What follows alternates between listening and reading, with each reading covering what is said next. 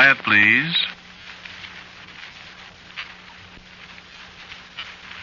Quiet, please.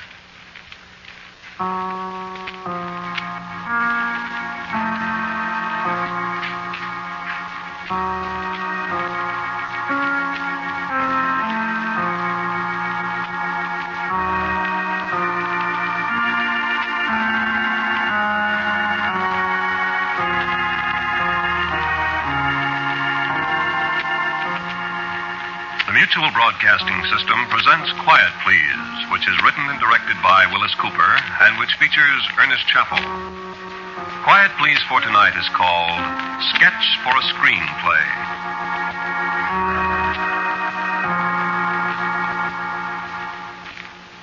I got to thinking this afternoon about Hollywood. There's a lot of people who don't care much about Hollywood, and I suppose they've got a right to feel any way they want to.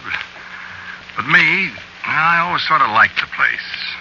Not Hollywood, the town especially, but what people in pictures think of as Hollywood. All the way out to Fox and Metro and the Selznick lot. All the way back to Paramount and RKO and Columbia. Out to the Valley to Universal and Warner's and Republic. It's all Hollywood to picture people. Even Hollywood itself. I wonder if the loafers still clutter up the sidewalk outside the It on Vine Street. I wonder if the hardest working newsboy in the world is still on the corner of Hollywood and Vine. Wonder if Roland's still at the parking lot back of the Equitable.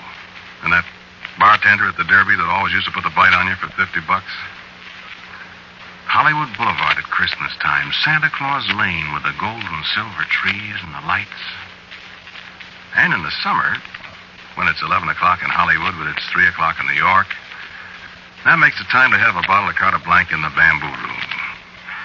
Yes, you get quite sentimental over Hollywood. Especially when you're not there. And you're not ever going back. I got to thinking about a screenplay this afternoon when I was thinking about Hollywood. No, it isn't written. I doubt it ever will be written. But I amused myself all afternoon thinking about it. Walking over to Harry's office with a batch of pages under my arm that Lillian had just typed up all nice and neat on the yellow paper. Maybe Milk Grocer Norman Foster would be strolling back to the writers' building, griping about changes their producer wanted, and bring it back at 3 o'clock, boys. Then Harry would be sitting there with his feet on the big desk, drinking Coke. How many times? How many times? So sit down in a big easy chair with the light in your eyes. And after a while, Harry finishes his Coke and takes his feet down and shuts his eyes. All right, what you got, Fred? I just got a few pages, Harry, just the opening, you see. Only a few scenes, but I think it sets the mood of the thing. Go ahead, let's hear it. Read it to me. All right. Long shot, the Chateau Park, summer, day. Shooting from a height toward the chateau itself, which stands at the edge of the woods where the low hills rise against the horizon. In the foreground, near a formal garden in the center of which a fountain plays, is a marble statue of a Greek goddess. And through the trees behind the chateau, we can dimly see other sculptured figures. The chateau itself is huge, gray, many-windowed, and its conical turrets rise bravely against Okay. Everybody knows what a French chateau looks like. Go ahead with the story. I gotta go to the barber shop. A little breeze from the south moves restlessly through the branches of the trees, and the haze of midsummer is on the distant hills. And over the scene comes the sound of children at play. Is this about kids? Kids? I suppose it is, Harry. I suppose it is. I remember those summers, those long, happy summers when I was a child. The park and the chateau were magic places then. And when the twilight fell across the broad woodlands and the tiny lights sprang up in the tall windows above us, we used to sit, the three of us, and dream of Bayard and Roland and Du Guesclin and all the paladins of France whose male ghosts were very near to us in the gathering dusk. Paul. And Roland blew his horn again and again, but the king was far away, and he did not hear. And Madeleine. And Roland and all the army died in the pass of Roncesvalles, because King Charlemagne did not hear the horn of Roland. No, Madeleine. They died, but Roland didn't die. The book says he died. No, Roland did not die. Did he, Fred? The colonel says he didn't die. The colonel says Roland lived forever. Where is he then? Roland waits for the day when France needs him. Then he will come. And the colonel says if we listen on a night when there's no moon sometime, we can hear Roland sounding his horn. Maybe see the flash of his sword Durandal in the starlight. Oh, do you believe that, Fred? I don't know. Do you, Paul? No, of course I believe that. I have heard the horn. Oh, you dreamed it. I have heard it. It is nice to believe that. About the horn? About Roland living and being ready always to come to the aid of his people. I would like that. I would like to live always. Not forever, Paul. That wouldn't be fun. Yes, it would. To help people when they've given up hope. It would be fun that way, Fred. I don't want to live forever. Oh, I don't think anybody really wants to live forever. Not even Roland, maybe. I remember that afternoon, the three of us under the great oak tree, and the sun red and gold beyond the hills. Children together in the good days before the great plague came out of the east and swallowed up the youth and happiness of France. Is that all this thing's about? Just kids? Scene 36, close three-shot, Madeline, Paul, and Fred. I'm wearing my going-away clothes, and in my hand is my valise carefully tagged with my name and destination. It's a year later and more. The first chill winds of autumn are sweeping the leaves from the trees in the park, and the frost has touched the flowers in the formal garden where we stand before the silent fountain. There are tears in Madeline's eyes, and a suspicion of them on Paul's cheeks. For this is goodbye again. You will come back next year, won't you, Fred? Of course you'll come back, Madeleine. Stop crying. Stop crying yourself. I am not. Fred, I miss you. You don't know how I'll miss you, Madeline. Paul, Why can't we keep you here always? my mother. You know, I wish you could stay. You'll come back, Madeleine. Do come back, Fred. I will, Madeline. I promise. Go away, Paul. Go away. Please, Paul. Goodbye, Fred. Goodbye, Paul. Come back. I'll come back. We'll be waiting. I know. Till next summer, then. Till next summer. Fred, you won't forget us. Never, Madeline. We love you, Fred. And I love you, Madeline. Come back to us. I'll come back to you, Madeline. We'll wait, Fred. You'll wait for me. I'll be like Roland, Fred. No matter when you come back. 100 years from now. I'll be waiting. And over the scene comes the sound of a distant horn. Not the distant horn of Roland, protector of France, but the strident horn of the motor car that was to take an American child away from the scenes of his happiest years and set him on his journey home. And as the two children embrace, wetting each other's faces with their tears, we fade out.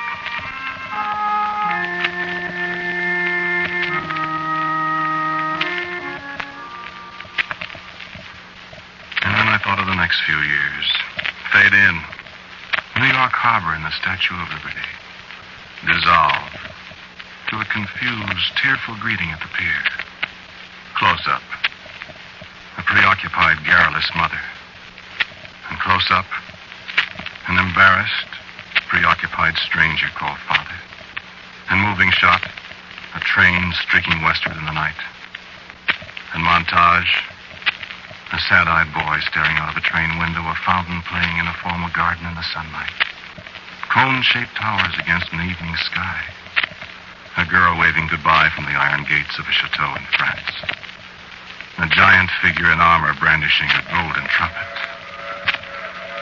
And on the soundtrack, distant, distant voices. Come back, Fred. We love you, Fred. Come back. 100 years from now, I'll be waiting, Fred.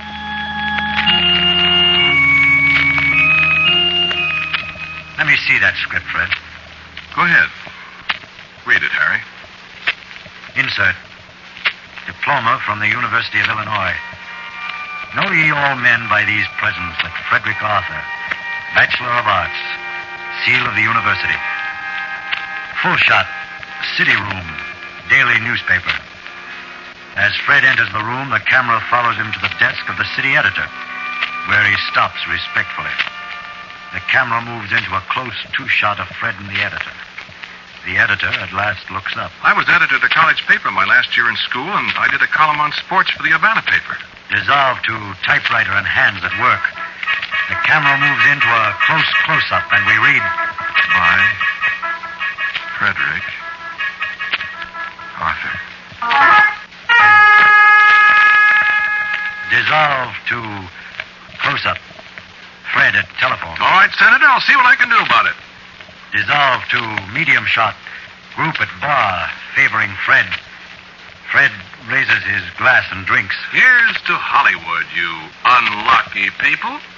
Hollywood and $1 million a week writing movies. Dissolved to close-up. Fred's hands at a typewriter. Dissolved to full shot. Carthay Circle Theater at night. With searchlights stabbing up into the sky at the premiere of Fred's first picture success. Great crowds of movie fans in the bleachers as the stars leave their cars and parade into the theater. Fred, in a brand new dinner jacket surrounded by picture personalities, walks proudly into the theater. Insert the clock on the Utter McKinley building. The great brass pendulum swings back and forth relentlessly, reminder of death and time. And the image of a girl waving goodbye is dim, and her voice far away. We love you, Fred. 100 years from now, I'll be waiting.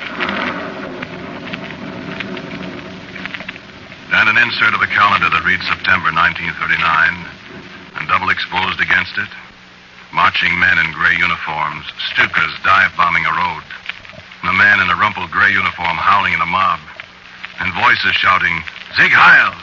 Sieg Heil! Stock shot of the French tricolor being lowered. Newsreel shot of a man weeping in the street. Insert poster in a Hollywood office. The poster reads, Wanted for murder, Adolf Schickelgruber. Newsreel shot. 3 men in uniform before the Arch of Triumph in Paris. One with a little mustache, a fat man, a club-footed man. And they're smiling. Double exposure. Superimpose the face of a weeping girl. And over the picture, the sound of a horn echoing from the pass of Roncesvalles. And again, the face of a weeping girl beside a ruined, shell-torn chateau in France. And a word. One word. Waiting. Waiting.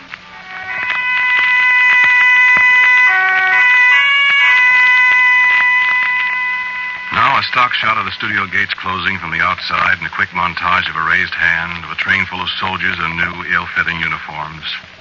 A long line of men and a doctor with a needle. Marching men again, and a tower, and airplanes idling in a broad field. That was the old 501 at Lawson Field, the first of the airborne, the men who rode the storm. Bill Ryder and Bill Yarborough, first lieutenants, and Colonel Bill Lee and Bill Miley. Men with high jump boots and the curled-up wings of the paratrooper above the left blouse pocket. The tower, and hanging face down in your harness and sweating out the ground. And jumping from the mock-ups and learning how to land. Endless hours packing parachutes. And nights across the state line at Phoenix City, beer and shooting galleries, and a shout of Geronimo when the MP showed up with the pickups. Sweating out the ground on the first jump. The jump master's voice over the roar of the plane. Stand up! Hook on! Checking the chute of the man next to you while the next man tried all the buckles, patted all the bulges on your pack. And the jump master again. Go! And the clatter of heavy jump boots on the metal floor and men flinging themselves into the green space outside. And the sudden emptiness of the plane. And then your hands against the side of the door and a jerk that set you spinning. And then silence. And the plane scudding away. And the all-alone feeling with nothing to hold you up but a canopy over your head. No heaviness, no weight, nothing. Freedom. And then the green earth rushing up at you and the sudden vision. A girl's face in the blue above you. Waiting. And the ground and the chute, dragging you till you yanked the bottom shrouds and it fluttered down. Behind you, Bill Ryder yelling, "Get out of that harness! You're infantry again!" And the good feel of a Tommy gun in your hands and the earth underfoot. And somewhere a horn calling you. And slowly, the scene fades out. Long shot. Port of embarkation. Staten Island. Night. An ice-covered ferryboat struggles across the blacked-out harbor to the end of the pier, and soldiers hurry up the gangplank to the dimly lighted interior of the pier. A voice calls out a man's last name. He answers with his first name, and up the gangway to the bows of the ship. Jump boots on the companionway ladders. Jump boots dangling from the upper tiers of the bunks. Lights, warmth, and great pots of coffee. Dissolved to long shot, convoy, day. A dozen ships wallowing in the bitter North Atlantic swell and a grim gray cruiser standing hardly in their wake. And a horn, sounding desperately across the heaving ocean.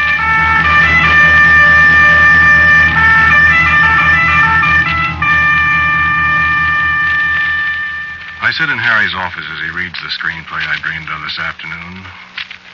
He look up at last, but he doesn't see me in the easy chair with the light from the window in my eyes. I know what Harry sees. Harry sees the boy that looked like him. The happy, talkative kid that was Harry Jr. The boy that I last saw here in the office when he was talking about how USC was going to beat Notre Dame next Saturday. And I know what Harry's thinking of.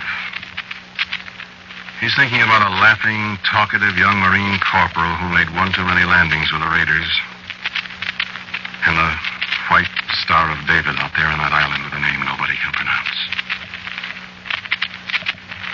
And Harry turns back to the screenplay and reads silently for a little while. And then he looks at me. They won't go for war stories anymore, Fred. And I don't say anything for a second. But I think.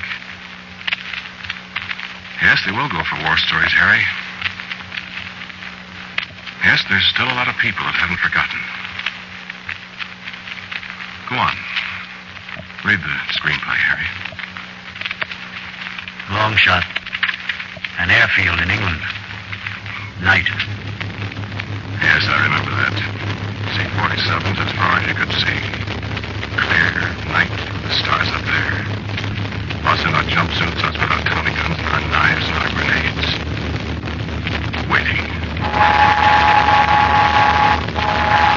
Close shot. Men loading an airplane. I remember that, too. I remember the floor of the plane cluttered with red packs of ammunition ready to dump out. They looked gray in the half-light. Men with sweaty faces climbing aboard and sitting down in the bucket seats side by side like people in the Wentworth Avenue streetcar, not speaking.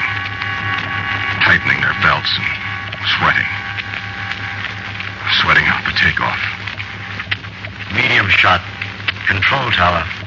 I remember the green light flashing for the plane behind us as we passed the tower. Long shot. Formation of airplanes in flight. And high above, more planes, and more and more. And the sound of them was the sound of doom. And the contrails from the planes above stretching out white against the stars like a dozen Milky Ways. Medium shot. Interior. Airplane. Night. The men stand up in the darkness. Stand up. Hook on. Check equipment. And the green light goes on from the cockpit. And nobody yells Geronimo, but out we go into the blackness below in night jump in wartime. And God knows what we'll find on the ground. Close up. Paratrooper at door of plane. Close up with me as I brace my hands against the door jambs. The darkness is sickening and heavy below me. The sweat gleams on my face under the tight helmet. And I feel for the D-ring in my emergency chute. The man in front of me trips and goes out wrong. Somehow the static line holds. He doesn't break free. The jumpmaster slashes at the webbing with his knife and he's away.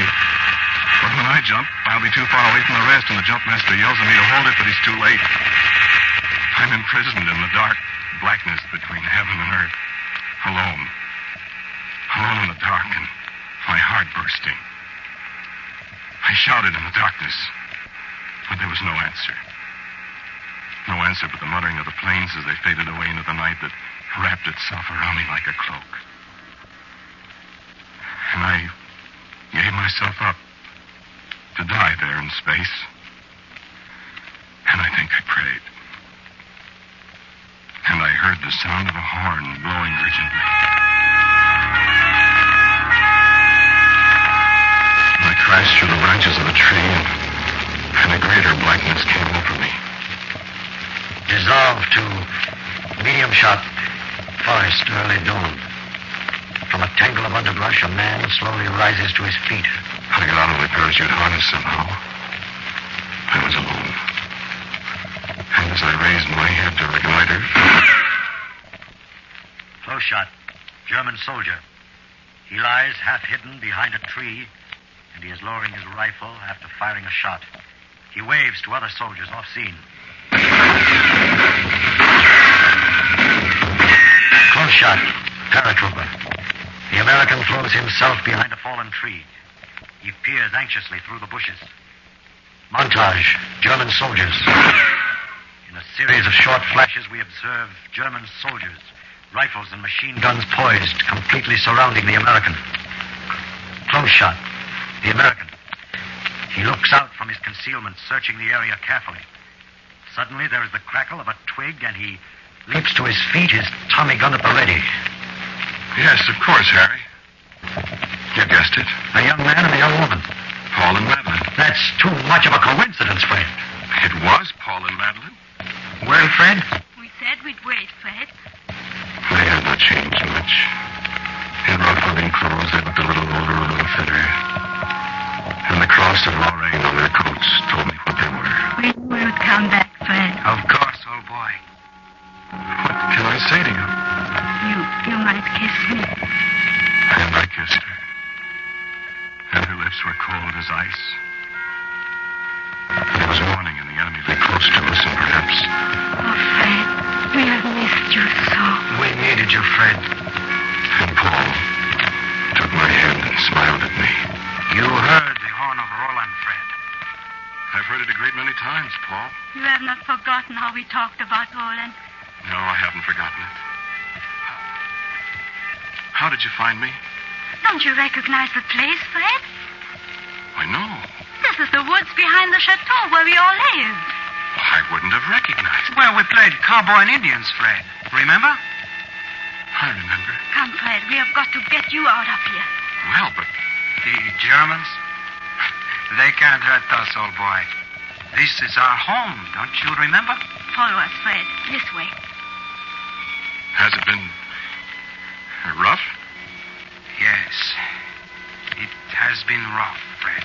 Come, Fred, we must hurry. Medium shot. The woods. With the three of us struggling through the lonely, unkempt paths that once were clear and clean in the springtime.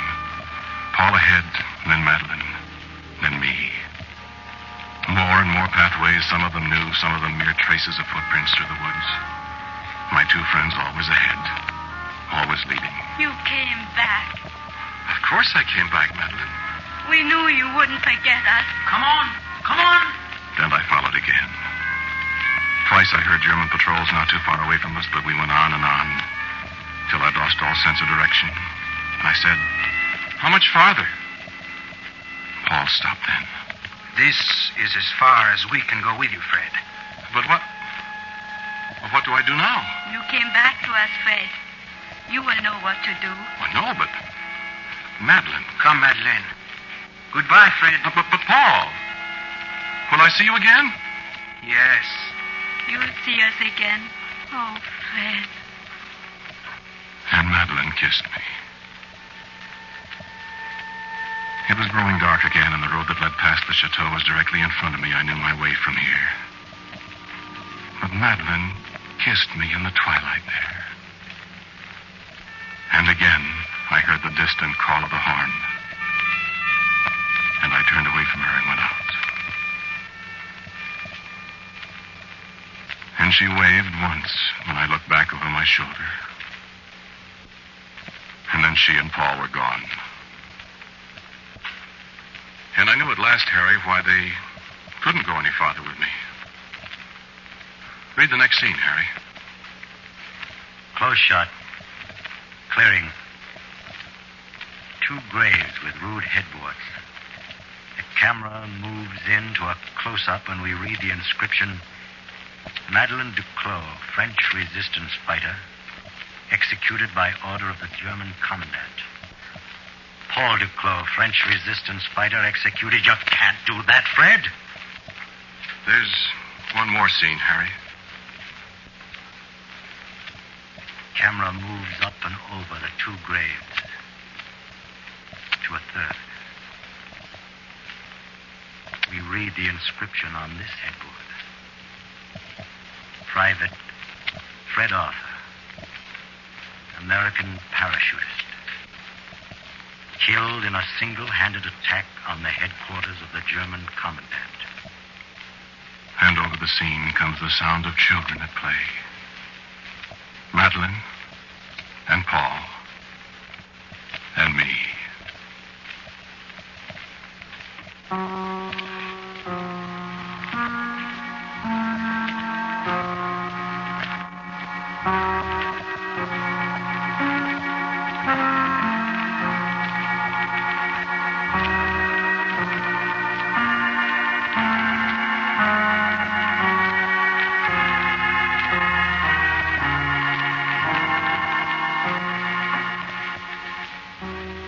Listen to Quiet, Please, which is written and directed by Willis Cooper. The man who spoke to you was Ernest Chappell. And Lotta Stavisky was Madeleine. Paul was Frank Thomas. Harry was played by James Monks. The original music for Quiet, Please, as usual, is composed and played by Albert Berman. Now, for a word about next week, here is our writer-director, Willis Cooper. My story for you next week is called Send Not to Know, which is a quotation that you already know half of. If you don't know the rest of it, you will next week. And so, until next week at this time, I am quietly yours, Ernest Chappell.